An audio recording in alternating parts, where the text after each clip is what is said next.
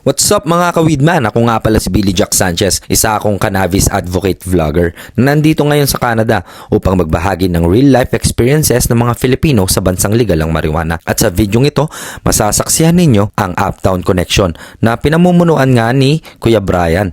At syempre, salamat sa kanilang warm welcome at naimbitahan nila ako sa kanilang podcast na Silya Electrica na ginagawa lang daw nila once a year. Sa mga gustong makapanood ng full version ng ating podcast, maaari nyong bisitahin ang kanilang Facebook page na Silya Electrica at pwede mo ring hanapin sa kanilang group na Filipino Montreal Connection. Bago natin simulan ng video, disclaimer na muna.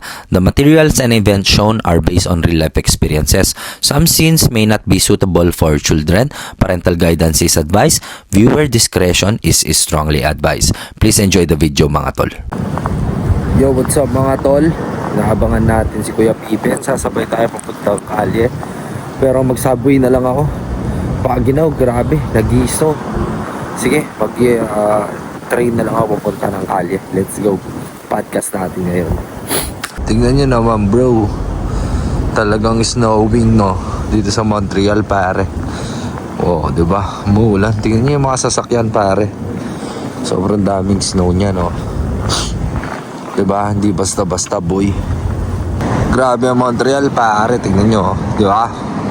Ginawa niyan, lakad-lakad tayo sa labas pare. Kapal lang snow men. Diba? Ito tayong kalye. Dito tayo pupunta Plamon doon. Dyan ang kalye mga tol. Agad tayo ulit mga tol. May kotse pala yung tropa. Huwag tayo mag-train. Si Kuya Pipin. Kotse na lang tayo ni Kuya Pipin. Pinainit mo na kuya? Nandun sa garahe, may garahe ako. May garahe ka kuya? Ito. Okay naman.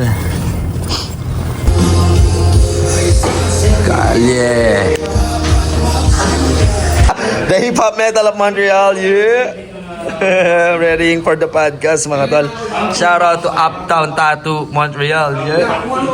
Nandito tayo ngayon sa front ng kalye, ang pinakasikat na resto bar dito sa Montreal. Yes, dito sa Quebec. Ayan. At may mga new acquaintances tayo na makikilala ng mga Filipino Canadian. Filipino-Canadian na rin kayo na guys. Ayan. Tapos syempre, dahil dyan, masasamahan natin sila sa pag-smoke ng weed. Syempre, introduce muna natin sila. Bro, ano pala pangalan mo bro? Jan nga pala tol, Jan Duro Tattoo. Jan Check Duro nyo ako, Tattoo, guys. ayan. Miyembro ka rin ng Uptown Tattoo, brother. Yes po. So anyways, by now, ano yung smoke mong strain yan, bro? Hindi ko alam tol eh. Di mo Nakuha ko alam? lang to sa tropa eh. Mame, hindi ka yan, ha? Hindi ka nga. Oh, shit! Talaga ba? Oo, hindi ka talaga tol. So, ayun, naantokin tayo dyan. Pero sige, papapa ko ng isa. Thank you, thank you. Yung isa, dalawahin mo na. Si Dubi. Go to John.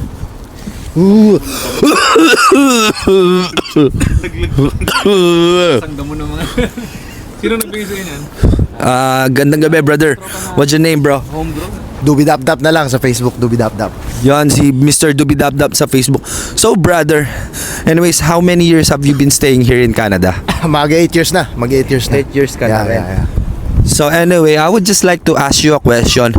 So anong at least a 2 cent from you na masasabi mo for our Filipino countrymen about marijuana itself? Yung para sa'yo, yung gusto mo maibahagi. Sa akin man kasi meron akong tinatawag na cluster headache eh. Mas malala yun sa migraine. Aya? So niresetahan ako ng na mag-weeds daw ako. Yun, nawala. Talaga? Yeah, man. Ah, Sakit man man sa ulo. Pag sobrang sakit ng ulo ko, maghihipak lang ako. Mga 2 minuto lang, wala naman.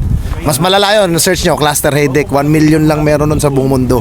At part ka nun? malas ako nun, malas ako. Isa pa ako doon. anyways, so ayun mga tol, nakita nyo naman, we are very open here about the culture of marijuana.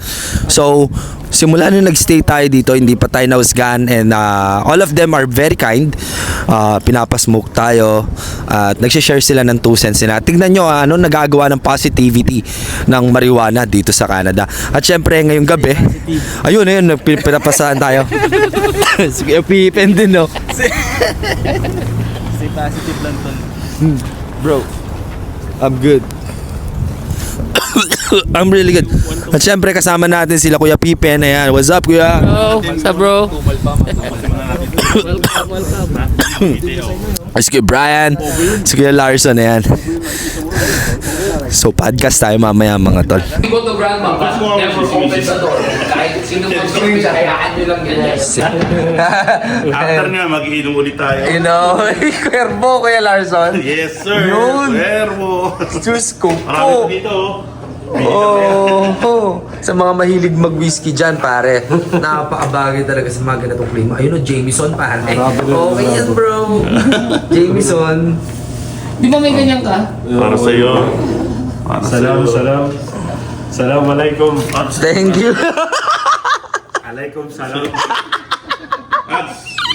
Ang kulit mo, tol. Guys, ito na. Ang kulit mo, tol.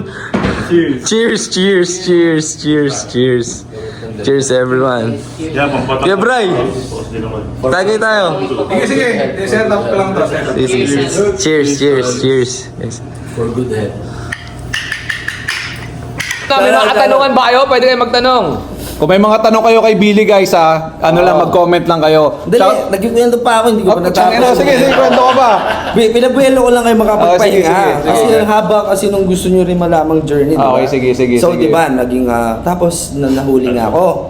Na-upload yun. Si Erwin Tulpo, tsaka si Ben Tulpo,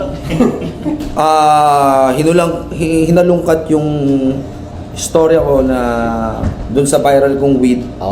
Gawa ng hindi ko napagbigyan yung programa nila dahil gawa nga ng nagtatrabaho ako. Bro, yung oras ko na sa trabaho, hindi ko naman pwedeng ipagpalit ng dahil lang sa libreng telephone call nila ng panahon na yun kasi may pinagkakabalan ako. Hindi nila na-gets yun. Sabi ko, kung gusto nyo break time, pwede nyo akong tawagan. Hindi daw ubra, ganyan. And next thing happened, ka-out ko ng work, pare iba na yung timpla sa akin, lang aaway na si tangang matandang yun. Si Ben Tulfo yung bitag ba yun? Oh, si Ben Tulpo and Erwin Tulpo, I don't give a shit about those two old. Kuya Archie, kaninong inspired ang forma natin ngayon? Ang ganda ng color combination natin, ha? Beige white, no? Serious mo naman, Kuya Archie. Ha? Ang serious mo dyan. Hindi naman.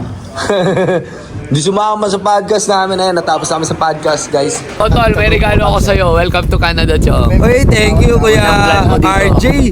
Ito ay ikaw ang kauna-una nagbigay sa akin ng That's vlog. it. Yan. Angas, Kuya RJ. Thank you. Welcome to Canada, Tol. Thank you, Kuya. Thank you sa inyo. End ko nga, wala na. Pumapaalak si Kuya RJ, oh. Tatanim daw Oo, siya. natanim siya dati. Tatanim ako dati. Yeah, binigyan ko nga siya ng halaman dati. Oo, yun. Namumulak lang na, Dre. Nangangamoy na. Laki. Balkonahin namin. So naamoy ni Mrs. Sabi, Oh, shit. ano ba yung amoy na yun? Hindi ko alam ano yung marijuana plant yun. Jay, kunin mo na. Namumulaklak na eh. Nilagay ko sa kotse ko, biniyahe ko papunta sa bahay nila. Puta yung amoy ng kotse ko, may 2 araw, 3 araw bago mawala. Ito kasi 4x4. Tatanim ako nung lockdown. Wala akong magawa. Sikunan ko magtanim. Pero may kamukha ka sa mga vlogger. Kamukha ko si Boss Toyo, eh. No? Sana tol kasi yaman ko rin siya, man. Kaya kanina pa ako natatawa ni Kuya RJ. Kamukha ko si Rocketman, eh. No? Boss Toyo in the house. Tol, minsan kaya bisita ka ng Pilipinas. Wala ka ba mga... Oo, punta ako siya doon, no? Oo, tol. Magkamukha kayo, tol. Oo nga, tol. Magkamukha sila, tol. Legit. Babalik na yata si Sandy.